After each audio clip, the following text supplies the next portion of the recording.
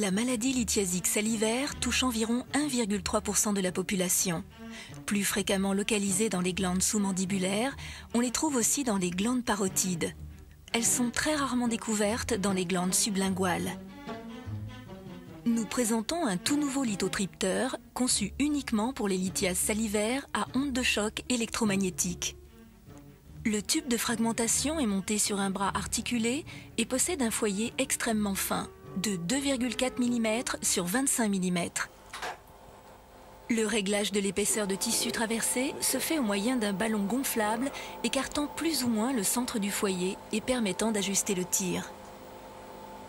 Le suivi de la thérapie se fait par l'intermédiaire d'une sonde d'échographie de 7,5 MHz placée au milieu du tube de fragmentation, appréciant la fragmentation du calcul, mais aussi permettant de relever la taille de la lithiase.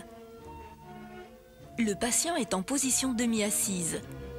Le déroulement de la thérapie s'effectue de façon simple.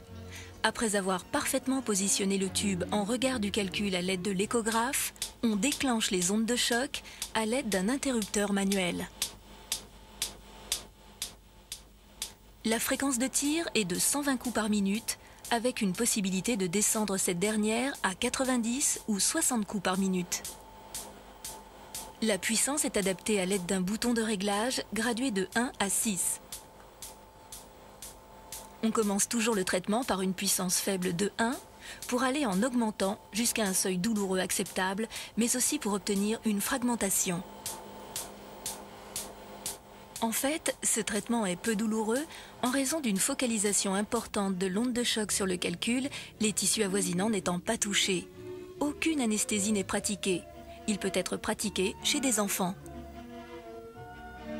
Nous tirons environ 2000 coups par séance. Les fragments lithiasiques sont de taille variable et parfaitement visibles sur l'échographe et remuent en cadence avec les ondes de choc. La lithotripsie peut être effectuée sur tous les calculs se trouvant dans les glandes sous-mandibulaires ou parotides. La taille de la lithiase n'a que peu d'importance, mais son repérage échographique doit être parfaitement effectué. Il ne doit exister aucune infection intraglandulaire. Au besoin, un traitement anti-infectieux sera administré quelques jours avant la lithotripsie. Enfin, il faut demander une crase sanguine. Toute perturbation de l'hémostase contre-indique la lithotripsie. Chaque séance est espacée d'1 mois. Un traitement antispasmodique et sialogogue est administré pendant 10 jours après la fragmentation.